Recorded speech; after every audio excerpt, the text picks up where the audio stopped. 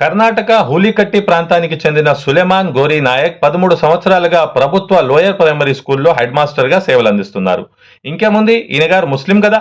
ఒక ముస్లిం అంత long standing గా ఒక స్కూల్లో ఎలా సేవలందిస్తాడు? ఈయన గారిని తొలగించాలి, ఈయనపై కుట్ర పన్నాలి.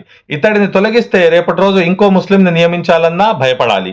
ఈయన గారిని సస్పెండ్ చేసి ఈయన ఏదైతే అన్ని ఇంక్రిమెంట్స్ ఉన్నాయో ఆపేయాలి. ఇంకా ఈ ముస్లిం సమాజం మొత్తాన్ని వీరు ఇటువంటి నీచ ప్రబుద్ధి కలిగిన వారే అని చెప్పి ప్రూవ్ చేయాలి. ఈ ప్రయత్నంలో కర్ణాటకకు చెందిన శ్రీరామ్ సేనే విఫల యత్నం చేసింది. ముగ్గురిని అరెస్ట్ చేసి కటకటాల పాలు చేశారు. విద్యార్థుల వాటర్ ట్యాంక్ లో విషం కలిపి ముస్లిం హెడ్ మాస్టర్ ని తొలగించే ప్రయత్నంలో శ్రీరామ్ సేనకి సంబంధించిన తాలూక్ ప్రెసిడెంట్ సాగర్ పాటిల్ ని, కృష్ణా మదార్ ని, నాగన్ గౌడ్ పాటిల్ ని పోలీసులు అరెస్ట్ చేయడం జరిగింది.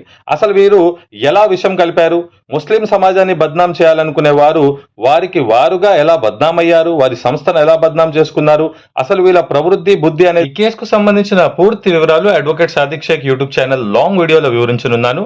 వీడియో స్కిప్ చేయకుండా పూర్తిగా చూసి ఖచ్చితంగా advocate Sadiq Sheikh YouTube channel ని లైక్, షేర్, సబ్స్క్రైబ్ చేయవలసిందిగా కోరుతున్నాను.